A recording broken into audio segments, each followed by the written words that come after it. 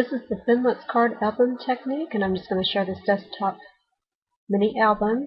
This tutorial will teach you how to create it, and I'm also going to share the free instructions and tip sheet along with the product list, so you can visit my blog to request that. And this is what it's going to look like. It sits up on its own on the desk. Hi, my name is Brenda Kyle, and I'm going to demonstrate how to make the Thinlits card die album. This is a mini desktop album that's going to hold the 4x6 images, and it just uses two of those Thinlit die cards together. And then there's going to be pages attached, and it will actually sit on top of the desktop.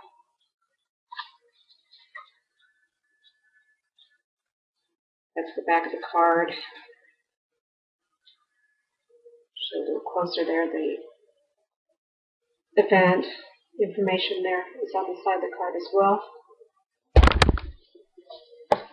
And just to show you that it does sit up on the desk.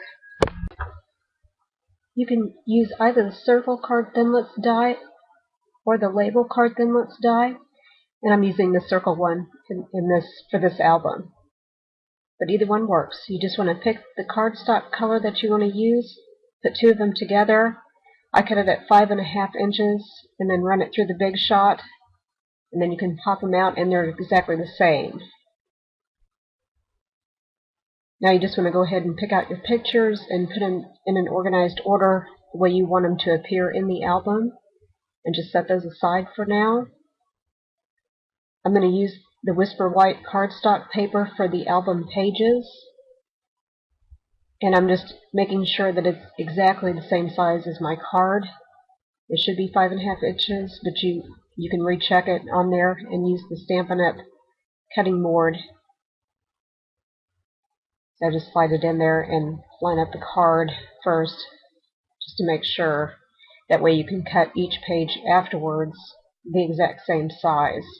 You should be able to get 2 pages out of each 8.5 by 11 sheet of cardstock. After I've got it cut out, I'm just going to score it at 2 inches on the left side. And I do that for each page, that way it folds and bends a lot easier when you sort. This is the demonstration of making the Thinlits card with the front and back. And you can either watch this portion or skip it. This part I just entered the event information on a printout, and then I cut it to size so it would fit on the Thinlits panel. As you can see, it just fits right on the edge, just past the circle, the cut circle portion. I'm going to go ahead and use the scallop circle and just use a coordinating color that you want that goes along with the colors in the photographs. Just run it through the Big Shot to get the design. Once that's out, pop out the circle.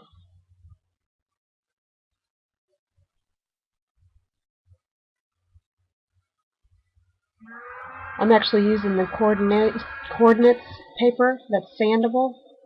I'm going to run it through the scalloped folder, embossing folder.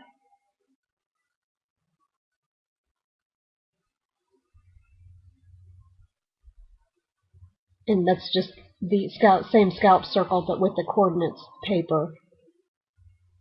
Pop that out, and then it's going to go inside the embossing folder. I use the scalloped folder, but you can use any folder for the background. Run it through the Big Shot to get the texture on the paper. And this is special paper that's sandable compared to the regular cardstock paper.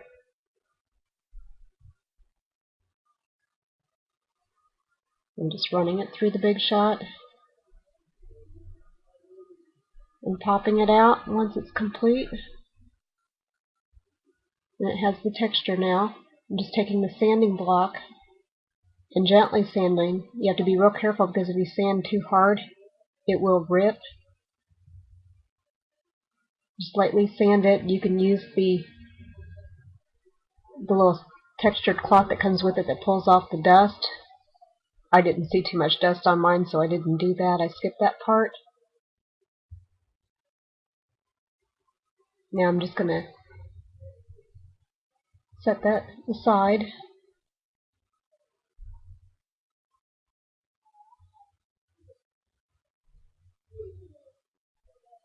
I've already heat embossed a love label and put the dimensional adhesive on the back, and I'm just putting that on the front of that coordinates paper that I've already embossed with the texture. Since this was the type of event, I just used one of those love stamps. You can use any kind on there as a label punch. The other scallop circle, I'm using the ampersand sign out of the Thinlits card die set, and I'm going to put that in the center of that scallop circle. And I do run that through a couple times. Any of those letters or wording, any of those I usually run through the Big Shot a couple times to make sure it cuts through properly. Just gently pop that out of the framelit. And then I can use glue dots to attach it to the scallop circle.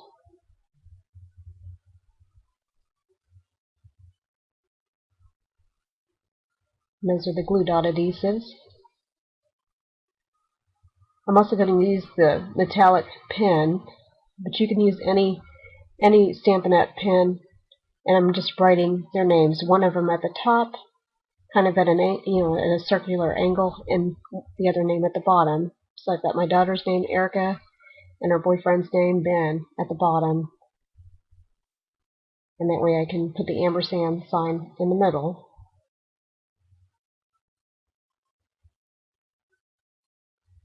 And you'll figure out where to put the glue dots on there so they don't show through the ampersand sign. I'm just going to attach that to the scallop circle, and then that's completed.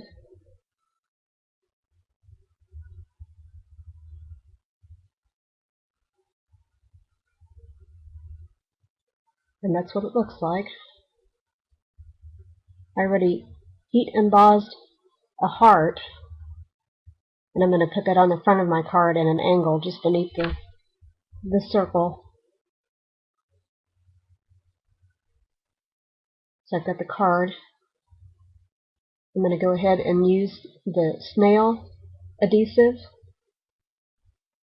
and that's going to help me attach the regular paper that I printed out on my printer and attach it to the cardstock.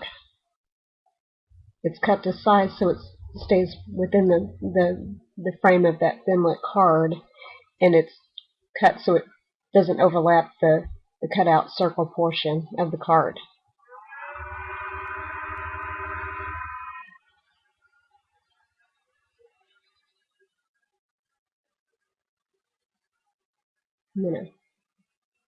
Three-dimensional adhesive is on the back of the embossed heart, and I just put that down on the corner at an angle. And I'm just making sure which one's the front and which one's the back on the swivel portion of the card. And again, I'm just using dimensional adhesive to attach those scallop circles that are completed.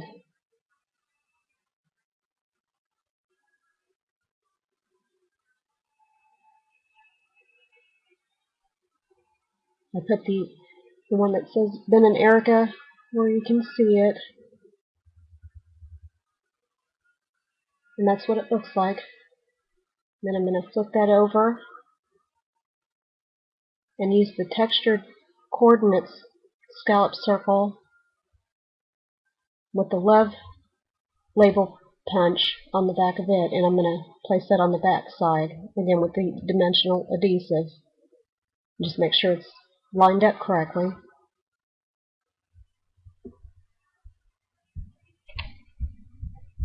And that's the finished card. The fun part, you get to scrap up the pages. You're going to decorate each album page front and back and add the images. I just wanted you to see the thumb covers on there with the photographs. So I've got my pages, and I'm just going to demonstrate decorating the first page. I use the sticky strip tape on the back to make sure the pictures stay in place real well. And then I'm just going to stamp the page.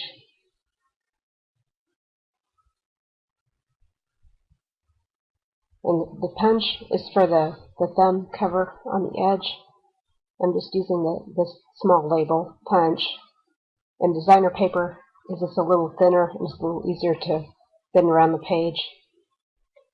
You can use any of the punches you want to use and just fold them in half.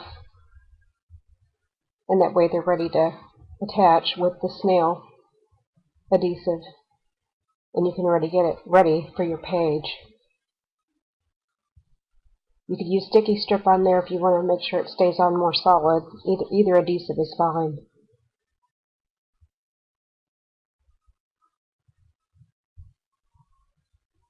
And I'm just looking for all the items I'm going to use on there. That's the Thinlits Expressions framelit die, and I'm just using the Love Expression.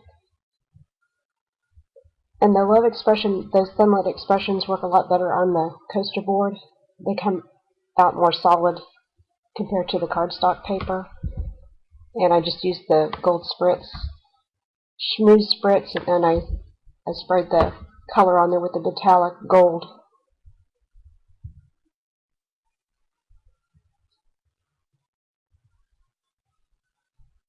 I'm just getting the pistachio pudding ink pad out, and I'm going to use the Always Elegant stamp set. You're going to be able to see part of the stamp because of the photograph, but I'm just stamping that on there. And it helps to use the Stampin' Up graph paper. That allows you to make sure everything's lined up and even when you do the stamping. And you can also use the photograph to help you with placement on the paper. And I'm just lining up the stamp where I want it.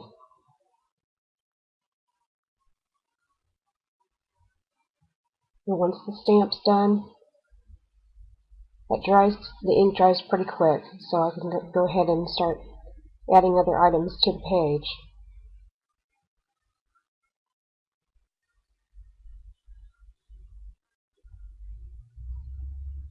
I'm going to go ahead and attach my photograph. And just peel off the adhesives of backing from the sticky strip tape.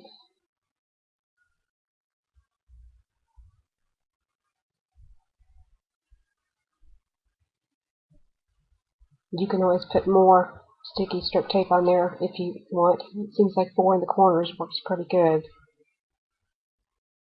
You want to keep the photographs close to the bottom of the page. That helps with the balance of the album when it sits on the desktop.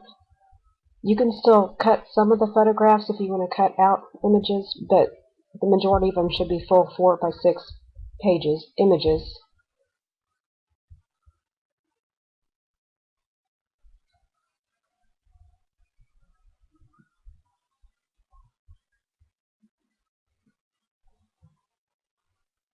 I have a little label I'm looking for and found that has the word always stamped on it.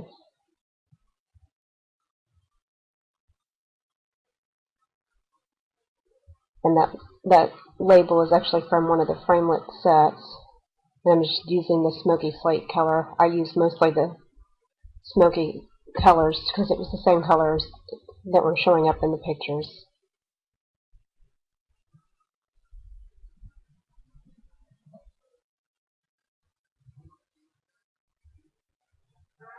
And I'm just lining it up and getting the word on there as best I can. It may not fit all the way on there, but I'm just making sure the word itself shows up on there. The other thing is whenever you're decorating your pages, you don't want too much dimension.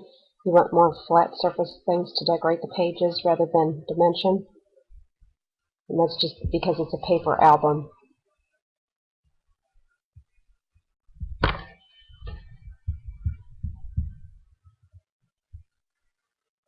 So I've got the sticky strip tape on the back of that label.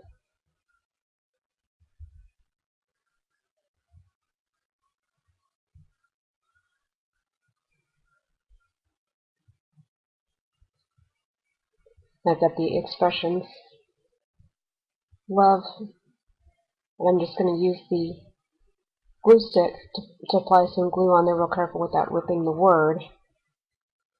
Like I said, it's a little stronger because I used the coaster board rather than cardstock. Plus it gives it just a little bit of dimension. And it looks real good on the front of one of these desktop album cards. And that's the finished page. Since people are going to be thumbing through the album, you want to make some thumb protectors. And I just use the designer series paper. You can use any kind. And I use the small label punch, but again, you can use any kind of punch where you can still put them in, fold them in half.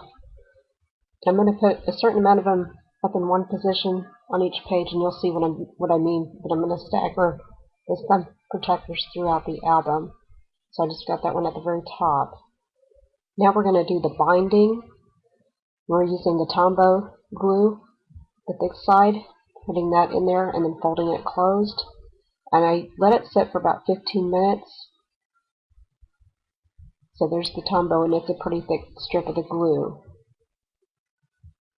You want to make sure all the pages are lined up as even as possible, especially on the end. And your glue is already on your, it's about a 2-inch piece of the cardstock, and that was left over from when I cut the original Thinlit card. Once the first binding is sealed, we're going to let it sit for about 15 minutes before you begin the second binding. For the second one, I still use the Tombow glue, but on the thin side, and I'm adding a line of the glue between every page. Just don't get it too close to the edges, but you want to make sure it covers pretty good on the inside of each page. And I'm just demonstrating how easy that is to do on each page, between each one. And once you've got that done, you just want to let it sit for a while so that the glue sets more permanently.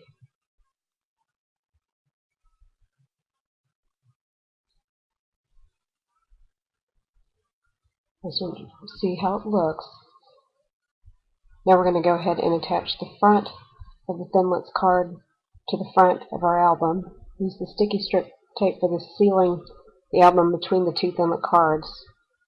And again, we're doing the front. We're lining up the card just before the crease or the score line on the page.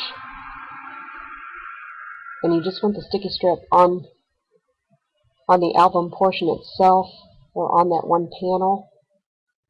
And then on the back, the same thing.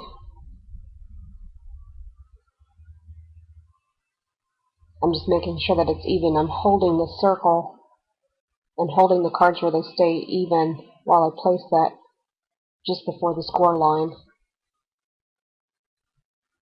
And that's the completed binding and attachment of the card in the album.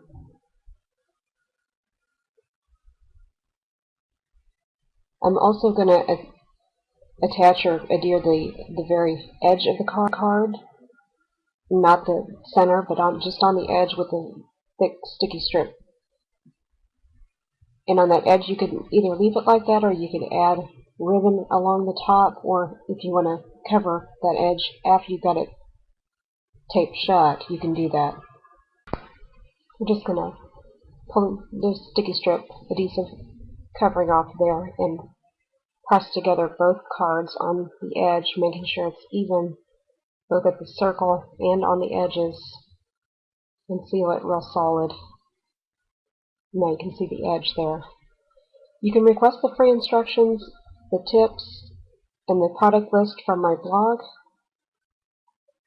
Thank you for visiting. Also want to share the Thinlits brochure so you can see what you're getting for your product order. And that's just my ordering website.